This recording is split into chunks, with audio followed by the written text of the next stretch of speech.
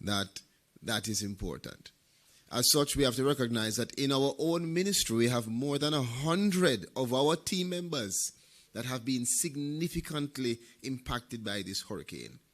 At least 8 that have lost everything. When I say everything, I mean the entire house and its contents. And what's remarkable is in my own visit to St. James, to Westmoreland, they were still working for this country, serving the people, despite their own circumstances. The team members among that more than 100 are primarily those who are called upon as first responders. And so we can agree that the work required to serve this nation and to serve the most vulnerable citizens requires us also to take care of the team members who have been affected. To this end, the ministry has established an oversight committee to coordinate all of the staff welfare activities and to ensure that our interventions are transparent, fair, responsive to the individual needs, and I'm certain that the entire country will agree that that is critical. For some time, I must tell you, it was difficult for all of us because we weren't even able to reach some of the staff members. We went into the neighborhoods where we knew they resided, they weren't there. Tried them on the phone. Dr. Hendricks, you can't get them. But I can report that all of our staff members who were previously unaccounted for have now been located, they've been identified, and we have advanced the necessary relief to many of them, as I said, who some have to be living out of even one I think was even in a shelter. So these employees will be targeted in terms of the assistance to ensure that they can get up and running to do the work of the ministry.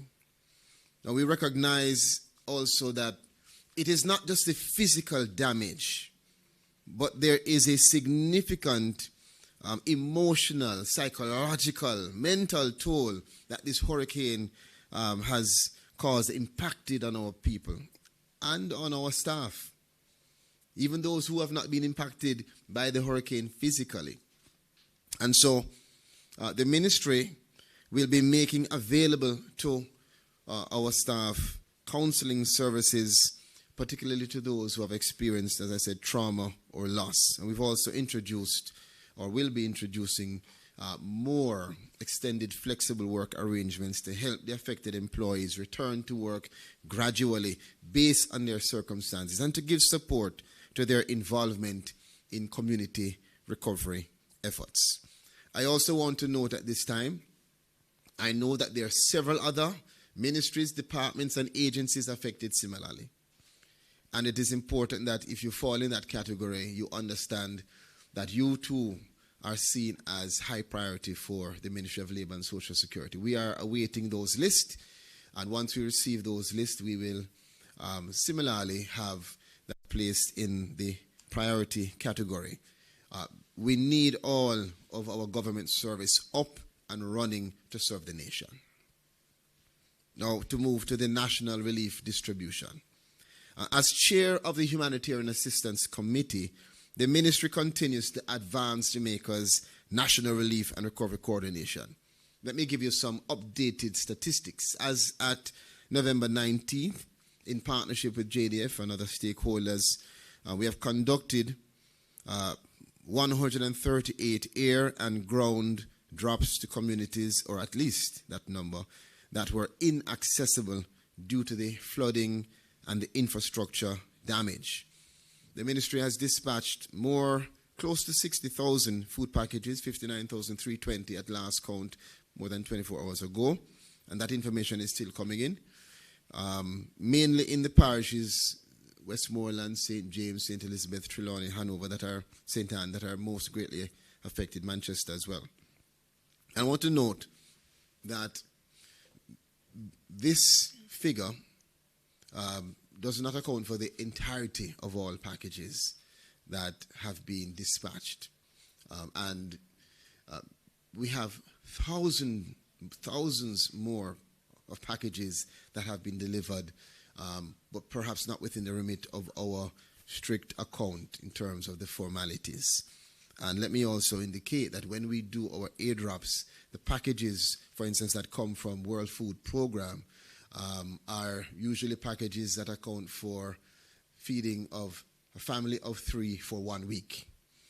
And similarly, so we have moved from the urgency of just getting food to the people, and now to a much more synchronized strategic approach that will see us having a schedule based on demand, based on the scheduling reporting, based on assessments on the ground, based on collaboration with our partners, that will allow for us to be much more calculated. So you will see the figures fluctuating. Don't be despaired. That's based on what information we're receiving on the ground, and we're ensuring that where there is need, we can move swiftly to attend to that need. As it relates to the composition of food packages, and I raise this also, Paula, because this is something that I heard on the radio. And let me say, we understand that many Jamaicans who are not completely informed will draw assumptions. Sometimes those assumptions are not correct. But I understand why. I think the entire country wants everything to be done right now. And that's the way we feel as well. But let me bring some accuracy to the composition of the food packages. The food packages are containing protein sources, including canned meat, fish, and beans, as well as powdered milk. They also contain canned vegetables, staples such as rice, flour, cornmeal, and crackers, as well as essential condiments such as oil and sugar. And beyond food, we continue to provide hygiene kits, tarpaulins, blankets, mattresses, bottled water, solar lanterns, cleaning agents, tabletop stoves, all guided, as I said previously, by the needs identified in our field assessments. And let me give you an example. You may be in one area where a neighboring community, Minister Williams, requires food packages. But the other community, based on their circumstances, is not marooned by the increase in flooding, but needs cleaning agents, as in Catherine Hall, where their significant issue is that of all the areas in the country, what happened to them was just this influx of a mixture of mud and water that went into the homes, covered some of the vehicles. And so their primary issue now is water and cleaning agents, which is why the Prime Minister, guided by that data, has defined a particular effort that has been advanced to help that area. Before I move to household damage assessments, I also want to recognize the significant support from members of the private sector who have been assisting, have embedded themselves into all of our processes, from procurement to production to distribution, and who have been doing on their own as well. I want to say a big thank you to you. Your constructive support and criticism and challenging is exactly what we as a country need to work together to make sure that we get it right. The Prime Minister has also mandated that across government we use all of our field officers and assets to benefit the strategy and the effectiveness and efficiency of distributing. So our ministers of state, I'd like to say led by my Minister of State, who has been out there, have been out there supporting us and supporting the government and supporting our national effort. I think he was in Hanover yesterday, and I think he has been to also about 3 other parishes on the ground. As a matter of fact, that's where he was going today when we dragged him back to come and be here. He doesn't want to be in office. He's boots on the ground now. But I want to acknowledge them because, again, this is the time when across government we have to pool all of our resources towards this collective and singular goal, restoring Jamaica. Moving to the household damage assessments, I want to first indicate that the Ministry of Labour and Social Security, we lead a multi-sectoral assessment, and you can see it on the screen, several of the elements of that group. And those teams comprise state and non-governmental organizations. The household damage assessment, it seeks to ascertain the level of damage done, including the vulnerability and needs of the families, the loss of productive assets, the loss of household assets, and also the damage to the housing structure. But of course, the most important is the individuals that we are evaluating. Our teams conduct door-to-door household assessments, so it does take time. And that is why we are expanding the team and training persons. CTD Dare Williams has been training every day. I think we trained yesterday, and we're training today, and we're training tomorrow. And we continue to train because our effort is to expand the boots on the ground so that we can get as many assessments done as possible. We learned a lot of lessons in burial. And we were on the ground trying our best to utilize the tools that we had. Not saying that they were perfect, but in that imperfection, it has allowed us to revise our posture, and we have improved. And so with the work done over the last year in partnership, particularly with World Food Programme, our director, Suzette Morris, who is our representative on the Humanitarian Assistance Committee, has been tirelessly working to make sure that we have a new, improved JH Diner tool. And when I heard that word, JH Diner, well, the phrase, I wondered, what? So let me break it down for you. Jamaica Household Damage, Impact, and Needs Assessment Tool. I think that was named by Nackley from Food for the Poor. Only he is so complicated. His mind is that complicated. It seems to be from Nackley. But it's an important tool. And it is a nationally recognized post-disaster needs assessment that is utilized by more than just the Ministry of Labour and Social Security. We have all of our humanitarian assistance partners that receive it, using it, so that we have one collective capturing of data that is cohesive. It captures information, as I said, on the damage to housing structures, impact on the household members, as I said before, the productive assets, immediate needs for relief and recovery. And the information collated from this instrument is very important. It is that data that is collected by the JH tool that is then used to determine what support we give to you. So when we go into your community and walk on your lane, P.S. Jennings, and you're not at home, and your neighbor is at home, and your neighbor is assessed, but you're not assessed, your neighbor can be advanced. So what we're doing, based on the knowledge that we've gained from Beryl, in using this tool, is we also note, as we go through, the persons who are not there, and we are defining also benefits of this upgraded, modernized approach. This approach allows for us to have significantly greater efficiency and accuracy in the collection process.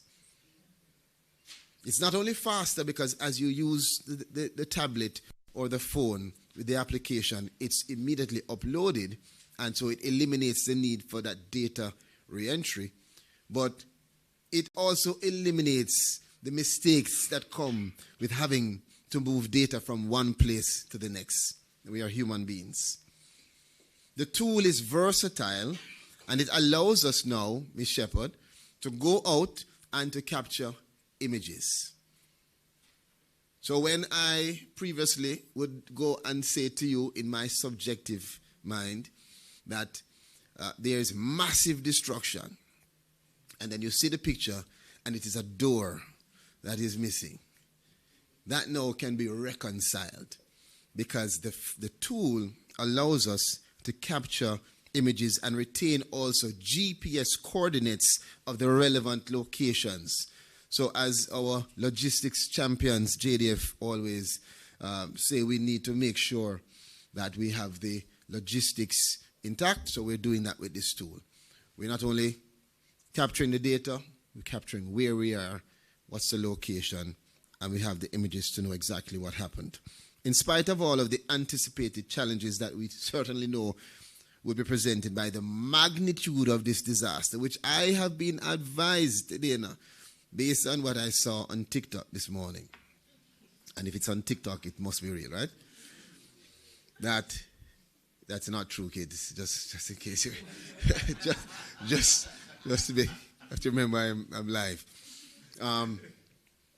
I'm hearing that the magnitude of the wind with Hurricane Melissa is the most intense recorded hurricane wind since the history of any hurricanes being recorded on Earth. So understand that what we are seeking to do as a collective, as a team, is unprecedented. And so far, despite all the challenges, as at November 19th, our team has completed more than 17,000 household damage assessments. And as we speak, we are right now doing more assessments. We have the expanded team, including staff and volunteers, targeting the assessments in order of priority. As I said, priority 1 is to assess the occupants of shelters across the country. 2 is to move to any unofficial shelters, because there are spaces such as churches and other homes where persons accommodated others. 3 is to move to the highly affected areas, particularly where you have significant amount of totally destroyed homes, and then on and on down the line, including our self-reporting. And that tool for self-reporting is first of its kind here in Jamaica. It's a web-based self-reporting tool that will be deployed through our website, mlss.gov.jm. We have been also proactive in addressing our connectivity issues. And if you have been out on the ground, for instance, I was out in St. Anne yesterday, and I would say to you, a wide mass of St. Anne has connectivity issues and electrification issues, and they're working on it. But because we anticipate those issues, through Starlink, we have acquired a number of devices that have been installed across all of our parish offices with the help of some of our stakeholders as well.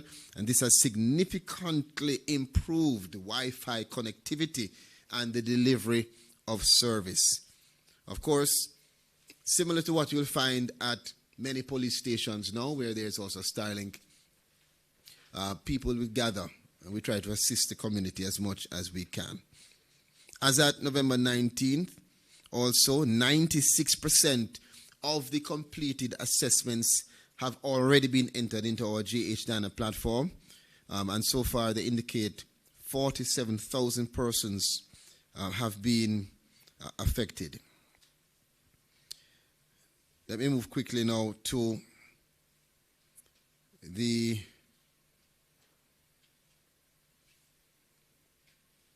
team. The targeted support for our vulnerable groups. As you know, this is a people's ministry. We focus on our senior citizens, persons with disabilities, our beneficiaries for PATH and others. And so I just want it to be stated clearly that as we do our assessments, as we do the distribution, as we do any of our engagements, we certainly have as a high priority those vulnerable groups. The JCPD, Dr. Hendricks is here, together with key partners such as the Jamaica Society for the Blind, Jamaica Association for the Deaf, and the Combined Disabilities Association, Abilities Foundation, and others, have been on the ground conducting home visits, assessing needs, and delivering care packages to persons with disabilities and their caregivers as well. We want to assure the community of persons with disabilities that you remain a priority, and also your caregivers, because many times, and I've learned that many times the caregivers are not brought into the conversation, but we highlight them, and we want them to understand that they can contact the JCPD. There is a WhatsApp number. Let me give you 876-447-0444. That's 0444, or 876-299-7393. Or you can reach out to any of our social workers at our parish offices or through the JCPD. For senior citizens, quickly, the National Council for Senior Citizens has mobilized a network of over 157-2122. That's 876-676. That's 876-676-572122. Now, I'm winding down because we want to give an opportunity to others to be heard. But I do want to, before I move to the immediate priorities and the next steps, I want to make very clear that there is a policy from the Ministry of Labor and Social Security as it relates engagement in these communities. And that policy demands that we work with, consult with, coordinate with the stakeholders, including members of Parliament. And I say this again in response to issues raised and concerns. Is that Britney Spears? I like it too. I haven't heard of her well. But that policy is very important in terms of the direction and the directive, not only to our staff, but to our partners. As of now, and as it has been directed, we are streamlining the collective efforts to ensure that we mitigate and eliminate duplication, and we advance and increase efficiency. So our parish managers will be consulting with members of Parliament. We'll be providing the schedule of the visits on a weekly and daily, if needed, basis, providing the list of persons that have been supported in whatever various way, and the assessments that have been done. And we would ask also that the constituency leaders, the MPs, also similarly provide information to us.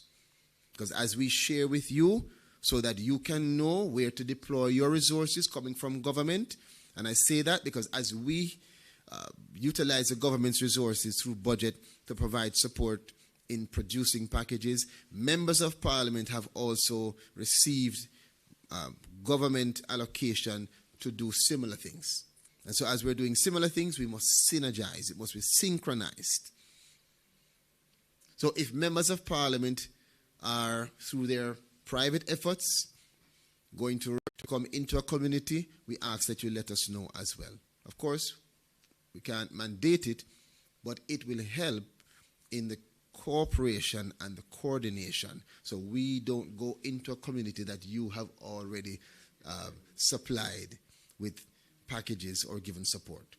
So we're going to balance, we're going to collaborate, we're going to work together to make sure that we achieve that collective goal of restoring Jamaica. Immediate priorities for us in the next 72 hours: 4. 1, sustain daily dispatches of relief supplies and replenish our parish stocks. And of course, we work with our JDF, particularly in that mission. We want to maintain the the support with JDF in terms of the missions, particularly to isolated areas or areas that are hard to reach, such as where I went yesterday, PS, with Minister Main, in one of his areas called Norwood, where there is, again, a significant large water body that has cut off an entire community.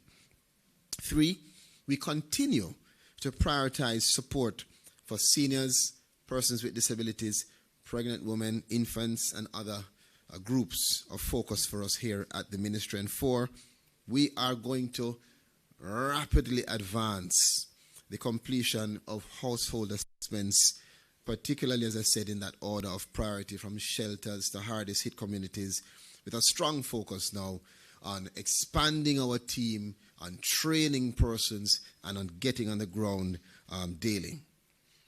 Now, the next steps, as we stabilize the affected communities, the ministry will begin the transition from emergency relief to recovery.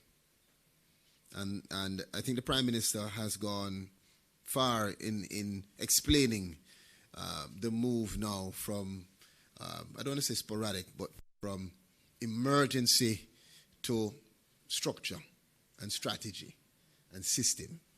And that's very important. And this is going to include us ensuring that we identify the persons who have suffered and that we design the structure for income assistance and restoration of livelihoods in partnership with the key public and private sector organizations and international development partners. We're going to make sure that we have a detailed schedule, not just shared with the MPs, but shared with the public once it is finalized. For those unable to attend in person, as I said, we will have that self-reporting option available. It's complete based on what I'm hearing from Ms. Morris, right? Yes, and so it's just in need of the gavel to be hit for it to move forward. In closing, I want to emphasize all assistance will be based on a verified need, and that all official information on relief and recovery efforts will be released only through authorized government channels.